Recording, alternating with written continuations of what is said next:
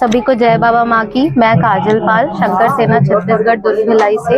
और आज हमारे शंकर सेना छत्तीसगढ़ के जिला राजनांदगांव में पहली बार बाबा माँ के पवित्र बृहद चौकी का और रुद्राभिषेक का कार्यक्रम आयोजित हुआ है।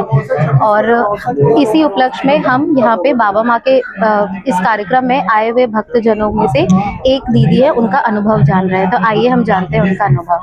तो सभी को जय माँ बाबा की। दीदी आपका नाम बताइए। मैं श्रीमती गोपेश्वरी साहू। और आप कहाँ से हैं? मैं खैरागढ़ से हूँ और शिक्षिका हूँ मैं।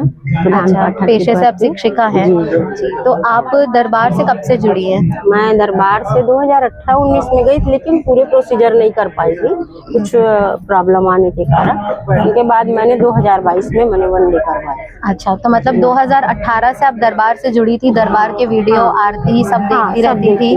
और फिर आपने पूरी प्रक्रिया अभी जो है अपनी 2022 में करी। उसमें आपने क्या प्रक्रिया की है? 9 हवन की वनडे पहले 9 हवन में 8 हवन तक का हो पाया था, लेकिन वही कोरोना काल होने के कारण से मैं उस 9 हवन का प्रोसीजर पूरा नहीं कर पाई। अच्छा, तो फिर वनडे का आया, तो उस प्रोसीजर में। तो आपकी दरबार से जुड़ने से पहले आपके घर की क्या स्थिति थी, क्या परेशानी था, और दरबार से जुड़ने के बाद आपको क्या अनुभव हुआ, क्या लाभ हुआ? सबसे पहले तो मुझे ही अपने शारीरिक कष्ट बहुत ज्यादा थे। अच्छा, मैंने बहुत सभी को वीडियो देखती थी, मेरे अंदर से मेरे एक अनुभव लेना चाहती थी कि ऐसा कहीं ना कहीं कुछ तो हो जिससे मैं अपने आप को सर्टिफाइड कर सकूं कि हाँ ये कुछ है जिनसे मैं पूरी तरह से स्वस्थ हो सकती हूँ। तो मैंने भी इधर उधर भटके, वैसे मैं भी भटकी हूँ। अच्छा, है ना, सभी जगह गई हूँ, लेकिन अंदर से मुझे अनुभूति होती थी कि ये सही नहीं है। लेकिन दरबार का वीडियो अचानक देखते देखते मैंने भी अचानक ही मुझे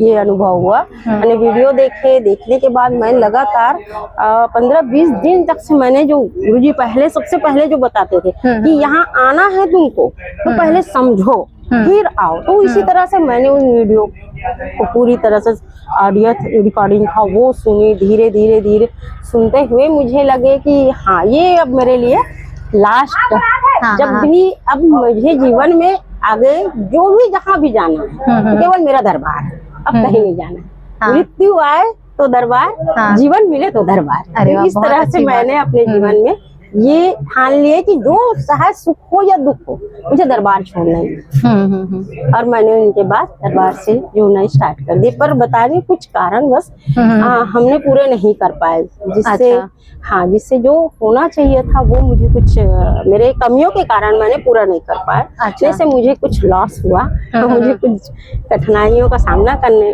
पड़े। और उसके बाद 2022 में मैंने वनडे किए, तो पूरी तरह से मैं तो अपने शरीर से बहुत सी समस्याओं से मुक्त हो गई हूँ। आत्मविश्वास की कमी थी, एक जो पाना चाहती थी जीवन में मैं वो नहीं मिल पा रहे थे मुझे, लेकिन आप दरबार की कृपा से। तो ऐसी कौन सी परेशानी थी जिससे आप सबसे ज्यादा परेशान थी अपने शारीरिक रूप में? जैसा बता रही है शारीरिक जो नकारात्मक शक्तियाँ होती, जैसे कहते हैं, जो सूक्ष्म होती है, वो हम लोगों को नहीं उनको बता सकते, वो हम ही अनुभव अपना हम ही कहते हैं ना किसी चीज को। आपको जब तक कोई चीज होगा नहीं, आप किसी से कुछ कहेंगे तो लोग सुन के निकल जाएंगे। इसी तरह मुझे अंदर अपने शारीरिक कष्ट मुझे ज्यादा होते थे।